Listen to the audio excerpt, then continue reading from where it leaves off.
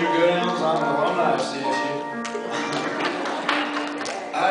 Something I've been wanting to do for a long time is give them a testimony. I've listened to many people give a testimony. I know everybody's ready to go eat, but it's just something that I've wanted to do, and I decided if I'm going to do it, I'm going to do it at our home church in front of all friends and family. I had a wonderful life. My family moved into Battery Point when I started high school. My mother was my biggest fan and loved me unconditionally. My father coached me in football. We hunted and fished together, and life just couldn't get any better. Then the Calders moved across the street.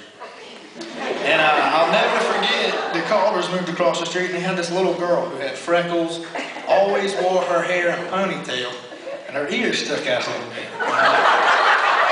She was the cutest thing you have ever seen, but it didn't matter what we were doing. If we were throwing the football, kicking a soccer ball, playing catch, it didn't matter. Katie was right there with us the entire time.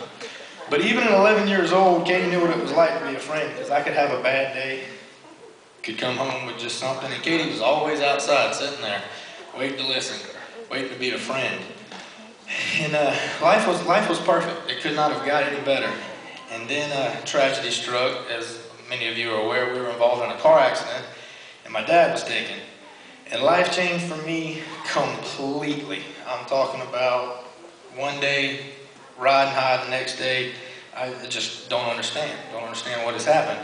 And from the outside looking in, it looked like that there's just a family struggling, has dealt with a tragedy, they're going to get through it. But when I was alone, man, I was hurting bad. Now when I was in front of anybody, when I was with my mom, I was trying to be strong, be that rock. But my relationship with God was going further and further downhill. Alcohol, women, whatever would numb the pain, that's where I was at. And then I go off to school, I go off to college. Well, now I'm on my own. Mom's not around. Nobody really knows me in Charleston.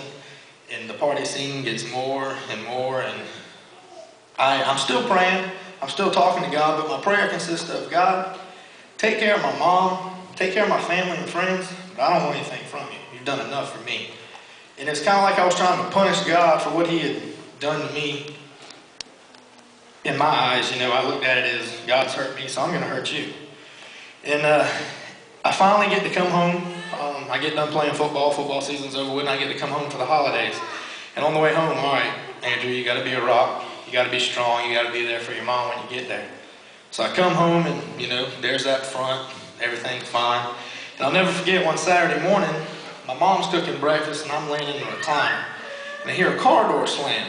I look outside, and there is this gorgeous thing getting stuff out of a white Jeep.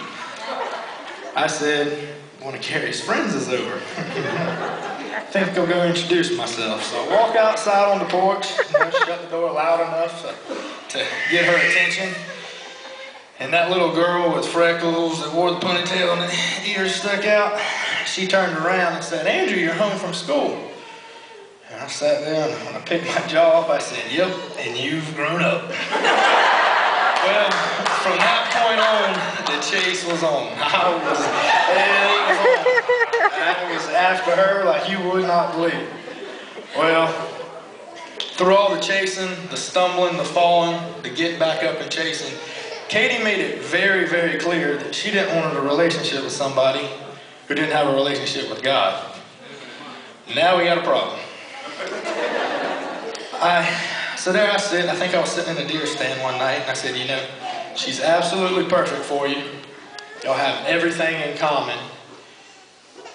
The only thing that's stopping you is your bullheadedness and the way you are. It's time to clean up your life. It's time to grow up.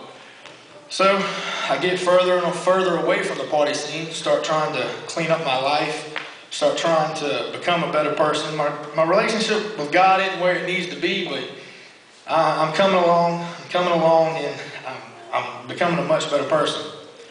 Well, my mom goes to Fripp Island with a girlfriend for the weekend. Katie goes to, I think, Mullins to see her family, and Andrew goes to jail. Come full circle. I'm doing such a good job. So there I sit at a table in a cell, staring at the wall.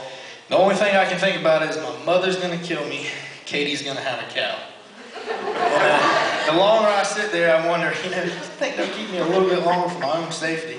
And I'm here to tell you, there's nothing to do there. There's nothing good about it. It's not cool. The only thing you have is time to think. And the longer I sit there, I finally realize, I said, God, you officially showed me what my life is like without you in it. This is where I'm going to be. I can't do it anymore. I don't want to do it anymore. I'm sorry. I need you. Can you please forgive me and help me? And if I had treated anyone in this room the way I had treated him, you'd have said, yeah, right. That's all. You're going to have to show me a lot more. But not him. It's kind of like Dr. Brewer had said it. When he's there, you know he's there, and it's immediate, and boom. And it was just scoop me up, put me right back on the right path. And the next morning I'm released, and I'm getting chewed from one end of the car to the other, and my cell phone rings, and it's Katie. And I answer my cell phone, and undoubtedly she can hear my mother in the background. And she said, hey, what's going on? I said, well, I just got out of jail. Love you, gotta go, bye. And as I'm hanging up, I can hear, you did what? And so I get home, I'm sitting upstairs in my room, and trying to sit on what's left. It hasn't been chewed. And I said, might as well go ahead and get it over. Call Katie. So I call her, and would you believe that she didn't act like she was mad? She didn't act like she was disappointed. All she was the friend that I needed at the time, and loved me unconditionally. At that point right there, I realized that she was the angel that God had sent to me. That she was going to be the one that saved my life, and has.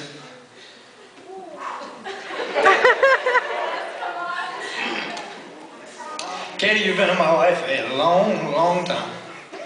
You have been there at the lowest points. You gotta quit.